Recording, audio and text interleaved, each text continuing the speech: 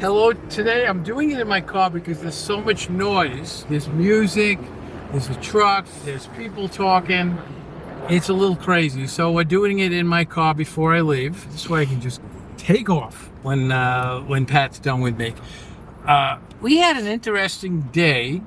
We didn't speak to a lot of people, we planted a couple of seeds here and there, but I wanted to speak about Shalom. Shalom was a gentleman we spoke to.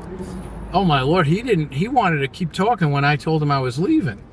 And the reason it got a little bit frustrating is he believed that it's impossible for me, who's a Jew, doesn't know every Hebrew word and what it means, to be able to exegete it.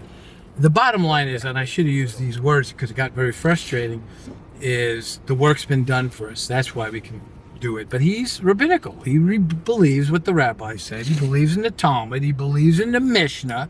And if you don't know what that is the oral law and the commentaries that the Jews believe without, Orthodox Jews believe without that, you can't understand the Bible. It's the only way to understand what the Torah means and what the law means. And I realize that's, even though it's what they believe, it's wrong.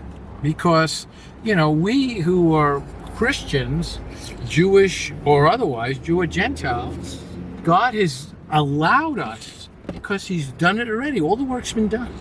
Great Greek scholars, great Hebrew scholars, even great rabbis, scholars, Hebrew scholars, who help us to understand every Hebrew word, every Greek word. Even Josephus wrote his work in, the Jewish historian. He wrote his whole work in Greek. But this is a great conversation. It started with Philin. Both Ned and I, Jeff never has anything to do with that, except he'll put his 2 cents when we're talking, but he doesn't want anything to do with this Philin. And we both said, you have to take our stuff and you got to read our stuff, and we have to talk about the gospel if you will place Philin on both of us. So we both took Philin on, and we continued to speak. I talked probably another 40 minutes after. I think about 40 minutes after Ned and Jeff left. I kept speaking with this gentleman, Shalom. But it was just a wonderful thing, bringing up, Leviticus 17:11. There is no atonement without the shedding of blood. I could tell he was a little perplexed at that, but he kept going back. How can I understand without believing in the rabbis and without believing what the Talmud and the Mishnah said? I said, the work's been done. I only need the 66 books of the Bible in Hebrew and in Greek. And there's enough scholars that have done the work where I can understand what it all means. Pray for Shalom. Shalom, Shalom. I'm going to write a story. I'm going to send this stuff out.